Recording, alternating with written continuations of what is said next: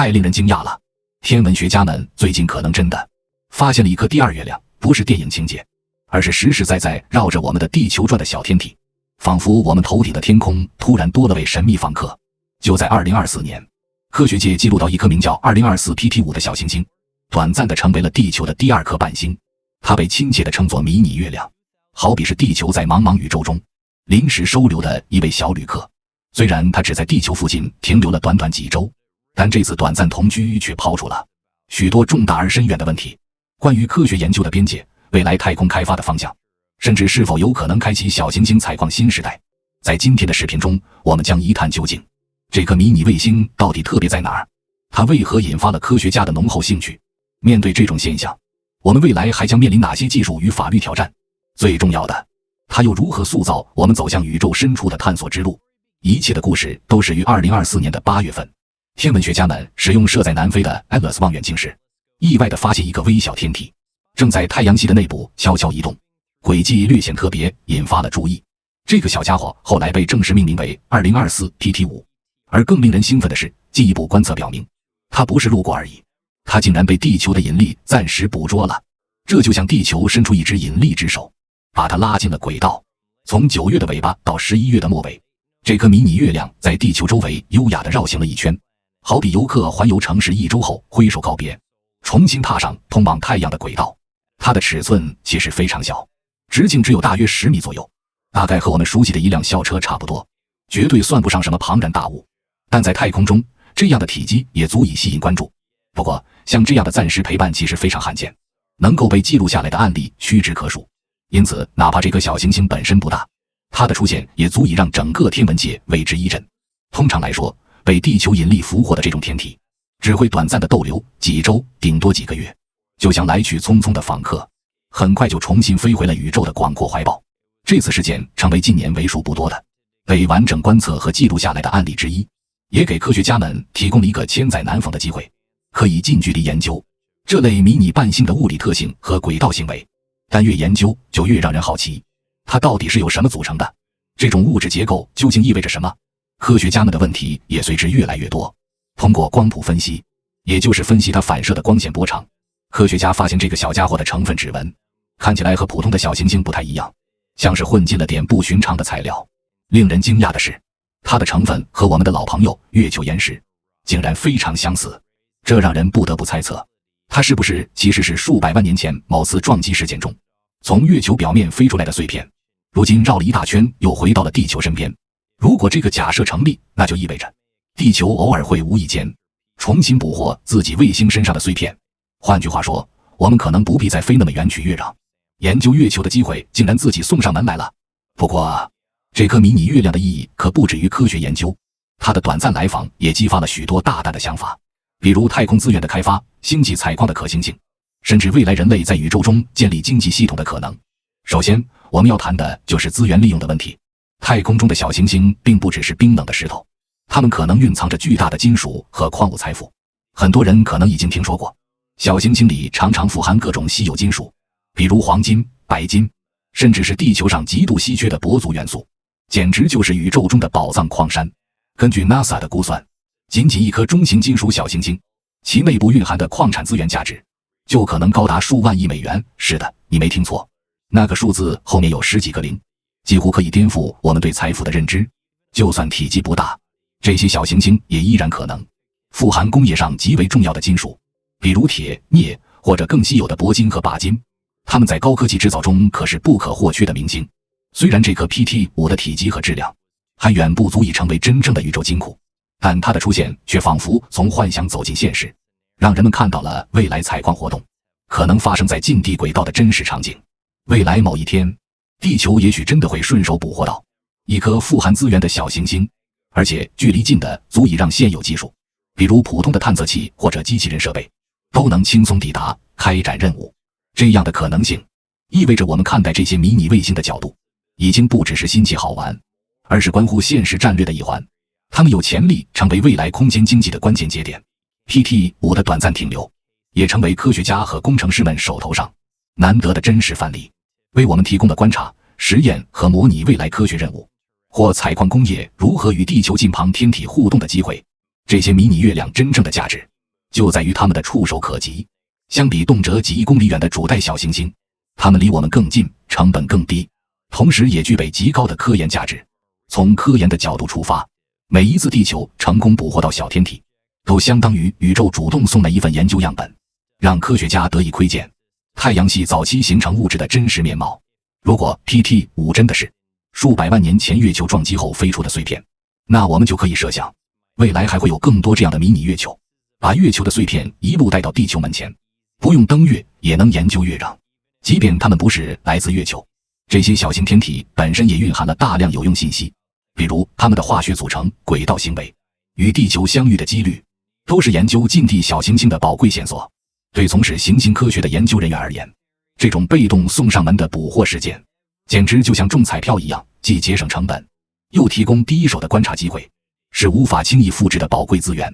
而从实际操作层面来说，能不能接近往往是决定一次太空任务成败的关键。毕竟离得近，意味着任务更便宜，周期更短，失败率更低。其实人类已经成功派出探测器前往遥远的小行星，比如日本的隼鸟2号和 NASA 的 OSIRIS-REx， 它们分别飞行数年，跨越数亿公里，最终从外太空带回了宝贵的样本，为地球打开了了解深空物质的大门。不过必须指出，这样的任务代价高昂，耗时漫长，每一项都投入了上亿美元的经费，从立项到收样再到返回，往往长达10年之久，而最终带回地球的样本也只是区区几个，难以规模化。如果我们把目光放到商业用途，尤其是未来的太空采矿产业，那这样的高成本和超长周期显然是无法持续的，投资人也不会愿意等10年只挖回一小包矿砂。而现在，这些偶尔出现在地球附近的迷你月亮，似乎为我们打开了一扇新窗。它们不远不大，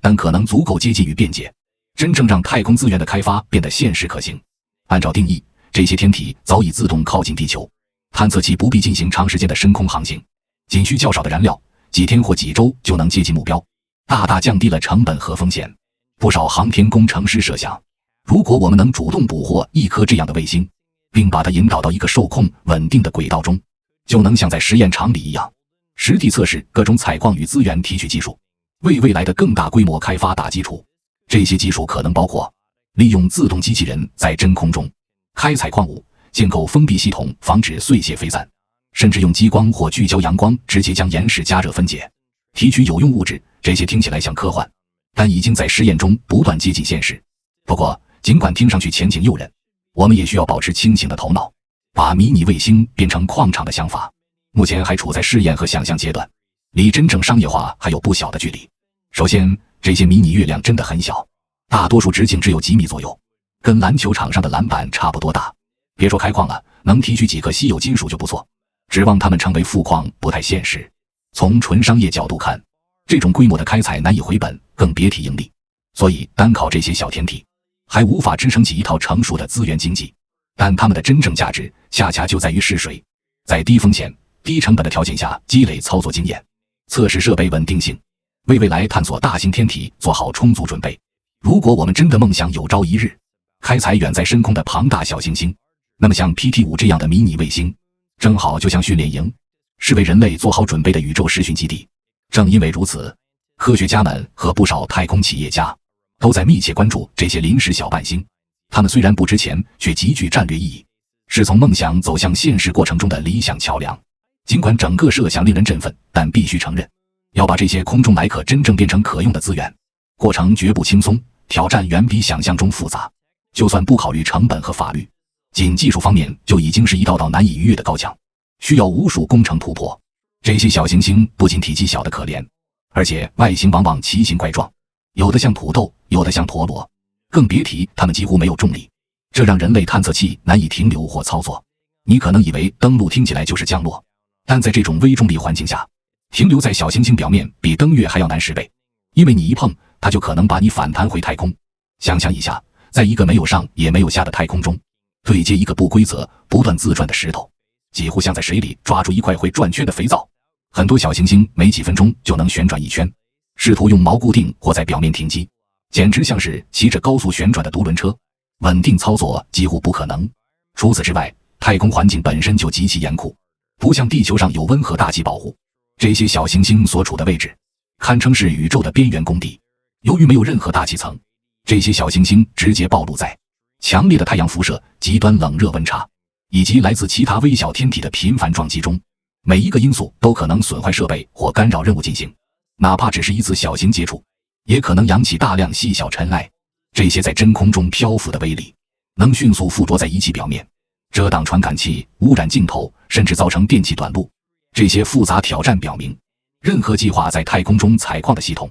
都必须具备超强的可靠性、适应性和自主能力。而目前为止，这些技术还停留在小范围测试阶段，距离大规模部署还有不少路要走。而且别忘了，这些太空访客如果处理不当，不光影响任务本身，地球也可能因此面临意想不到的风险。要让一个小天体进入地球轨道并保持稳定，就像往一个杯子里投进高速飞行的乒乓球，不仅精度要高，整个操作过程必须一丝不差，稍有误差就可能酿成大祸。哪怕一个微小的判断错误，都可能让这颗宝藏变成炸弹，进入错误轨道，撞向地球或空间站，把原本的资源梦想变成安全灾难。当然，除了技术和安全问题，经济上的难题同样令人头疼。毕竟挖矿只是开始，如何处理矿物，如何影响市场，也是必须考虑的关键。即使未来某一天真的能从太空中大规模开采金属，把这些珍贵资源运回地球，很可能反而引发市场震荡。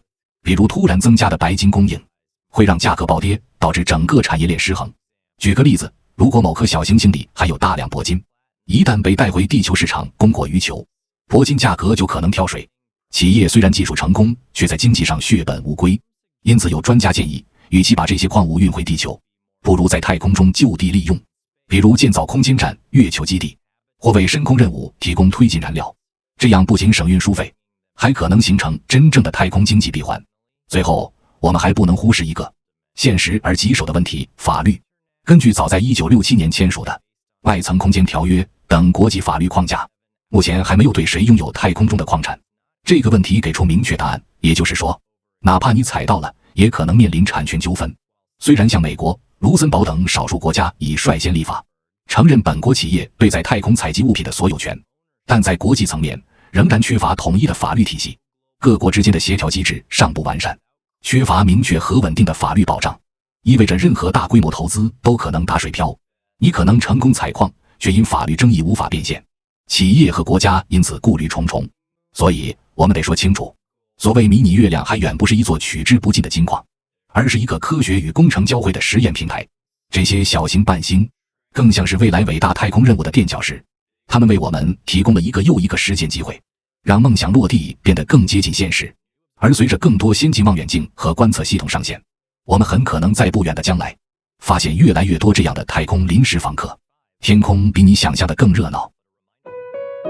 虽然 PT5 本身并不富含宝贵矿藏，但它的出现仿佛在提醒我们，人类探索宇宙的未来并不总是遥不可及，它有时就悄然出现在我们的夜空之上。关键问题是，当下一个迷你月亮悄然靠近地球时，我们是否已经做好准备？无论是技术、法律还是愿景，都到了该认真思考的时刻。